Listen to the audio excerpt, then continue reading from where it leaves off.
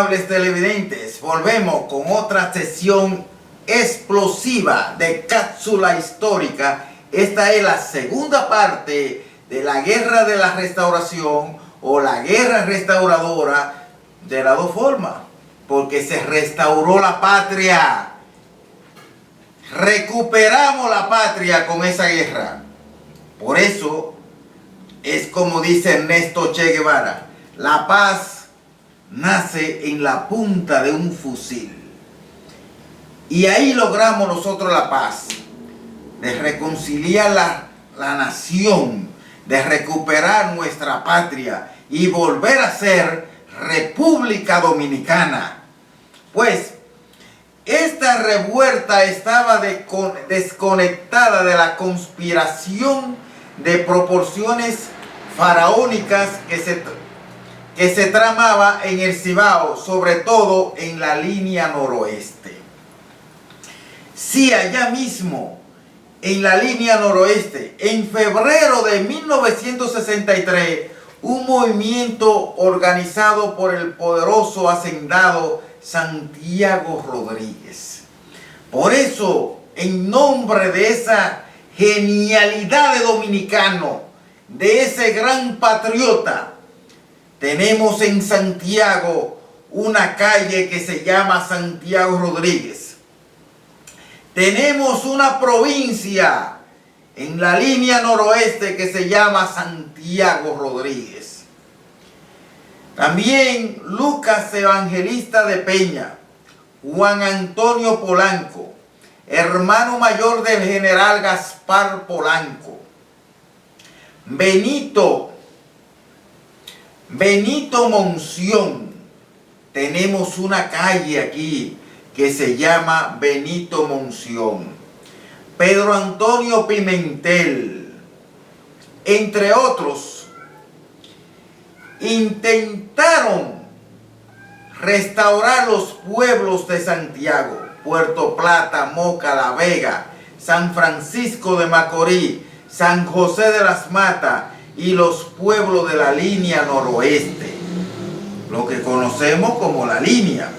Entonces, las operaciones de San José de las Matas estuvieron a cargo de Gregorio Luperón, ese gran hombre, ese gran patriota, el gran Gregorio Luperón, un humilde puertoplateño que se había unido a la causa, pero fueron derrotadas por el coronel de las reservas españolas, José María Checo, quien más tarde pasó al lado de los restauradores.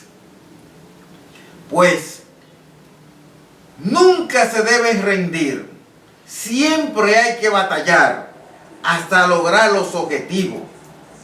Hay que ser persistente, coherente y decidido hasta más allá del final. Entonces, atacaron la plaza de Guayubín, pero fueron frenados por el general Fernando Valerio. En nombre de ese gran patriota Fernando Valerio, en Santiago tenemos el Parque Plaza Valerio y la Avenida Valerio, en nombre y reconocimiento de ese gran héroe nacional, Fernando Valerio, que estaba al mando de las reservas militares de la ciudad, aunque luego tuvieron éxito en un segundo ataque. El general José Antonio Hungría, comandante de armas y gobernador de Santiago, puso en marcha las tropas españolas hacia Guayubín y luego hacia Sabaneta. Entonces, donde derrocó a los revolucionarios con la ayuda del general Gaspar Polanco, que comandaba la caballería todavía al servicio de los españoles. Entonces, un hecho histórico de mucho renombre fue la rebelión de Santiago. Cuando en Santiago se supo que la plaza de Guayubín había sido tomada por Lucas Evangelista de Peña y su gente, los directivos de la conspiración en Santiago, que eran los miembros del ayuntamiento y otras personas prominentes, se rebelaron. La gesta fue derrotada y el 17 de abril fueron fusilados frente al cementerio de Santiago el poeta Eugenio Perdomo, Pedro Ignacio Espaillat, José Vidal Pichardo, Carlos Telora, Ambrosio y el general Antonio Bautista, responsable de la revuelta de Santiago. El grito de Capotillo es otro elemento muy notado en la historia de la República Dominicana.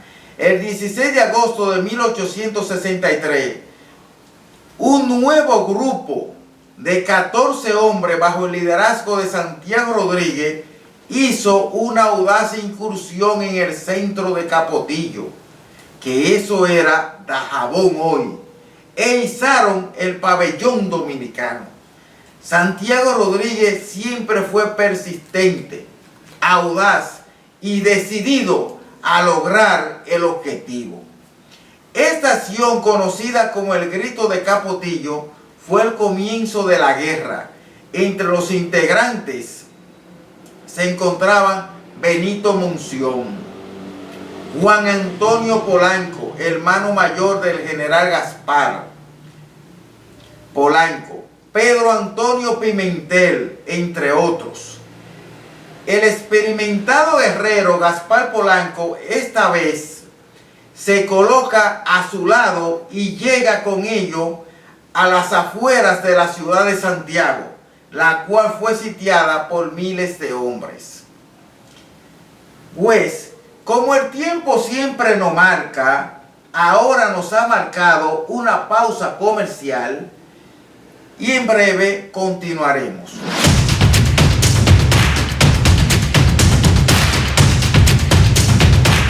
Estudio Humanos, estudio musical. Ven y graba tu música con nosotros a un buen precio.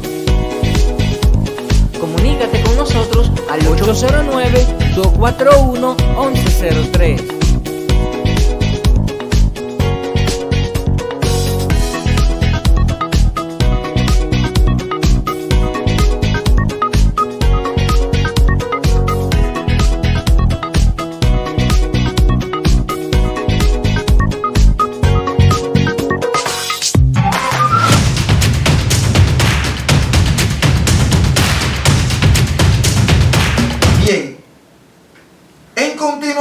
Con la sesión cápsula histórica, esta expedición de tropas de refuerzo a Santo Domingo tras el Grito de Capotillo, a raíz de las posteriores rebeliones en diversas zonas del país, los españoles empezaron a desplegar tropas de Cuba y Puerto Rico y también de la península hacia Santo Domingo, para sofocar los encontronazos que se daban en todo el territorio de la provincia. Ahora, debemos decir que la culpa de todos esos muertos que pasaron fue la culpa por Pedro Santana, el gran traidor de la historia dominicana, Pedro Santana.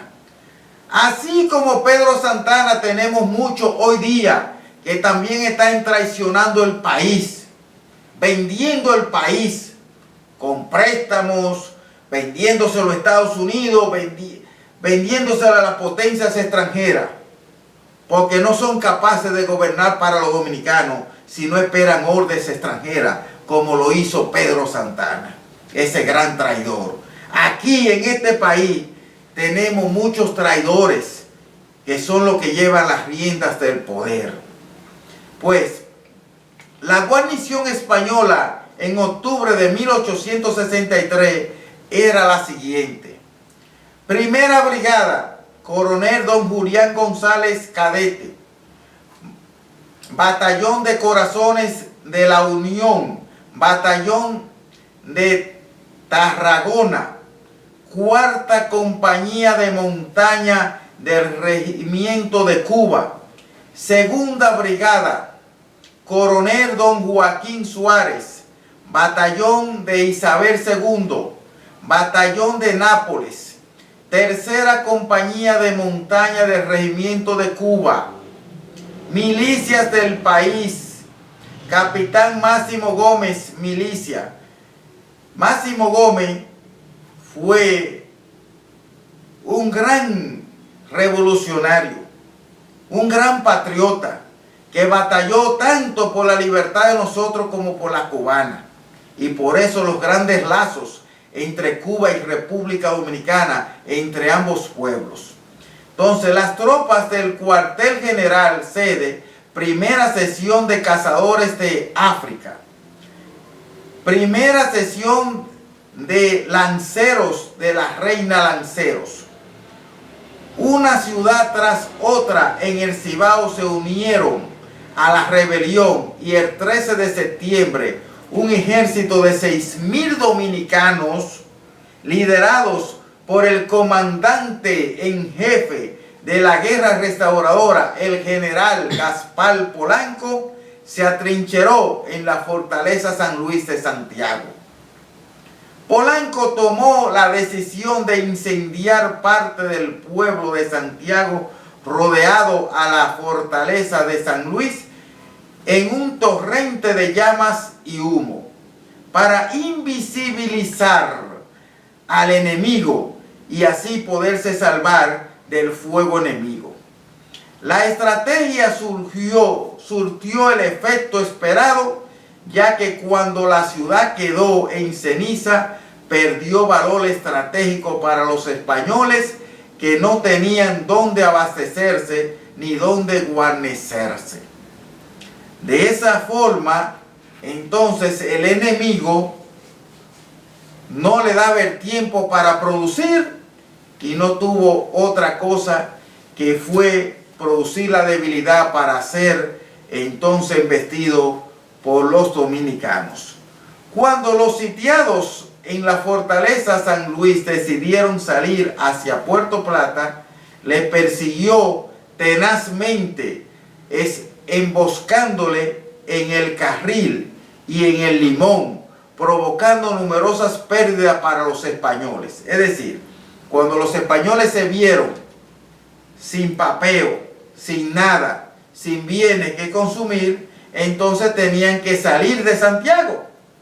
Entonces tenían que llegar a donde hubiera mar para que lo pudieran abastecer o poder salir del país. Pero entonces ahí fueron emboscados y en esas emboscadas entonces ellos sufrieron la mayor cantidad de bajas. La precipitada retirada de los españoles hacia Puerto Plata produjo 1.300 bajas entre muertos y heridos y desaparecidos. Es decir, hubieron algunos que se escaparon y se fueron, pero murieron entre el monte de hambre. No volvieron a aparecer jamás, porque no tenían con qué resistir y un cuerpo humano no dura más de 3 días sin comer. Esa es la realidad. Entonces los restauradores también capturaron Puerto Plata, que fue saqueada e incendiada. El daño a Santiago y Puerto Plata se estimó en 5 millones. Oigan bien, lo que cuesta hoy un vehículo era el valor de toda la ciudad, de todos los bienes que habían en la ciudad, para que ustedes vean cómo son las cosas, ¿eh? La batalla de la Canela, el único enfrentamiento de una cierta importancia ganado por los restauradores después de agosto-septiembre de 1863, fue el acaecido en la Canela, cerca de Rincón, en la región sur, donde el general José María Cabral, con unos 600 hombres, derrotó a unos 80 peninsulares y 31 criollos que se encontraban a campo abierto, no protegido por fortificaciones, el 4 de diciembre de 1864. ¿Qué resulta ahí? Que habían unos 30 criollos. ¿Qué implica esos 30 criollos? ¿Ustedes saben qué? 30 traidores al servicio del extranjero, al servicio del enemigo. 30 traidores al servicio del enemigo. Eso mismo está pasando en Afganistán hoy. Los Estados Unidos se van, pero todos los traductores que tenían, los calieses que tenían, hoy no encuentran puestos, porque hoy los talibanes lo van a fusilar a todito por ser traidores, por estar al servicio del invasor. Nunca se debe estar al servicio del invasor. Siempre hay que defender la patria, siempre. Entonces, esos 30 malos dominicanos, traidores a la patria, fallecieron en ese ataque también. Bien, en la próxima sesión, que va a ser la tercera de la guerra restauradora, vamos a hablar del general Timoteo, El tiempo se agotó, pero ha terminado esta segunda sesión. En la próxima sesión será la tercera sesión de la guerra restauradora. Pasen buena y nos vemos en la próxima.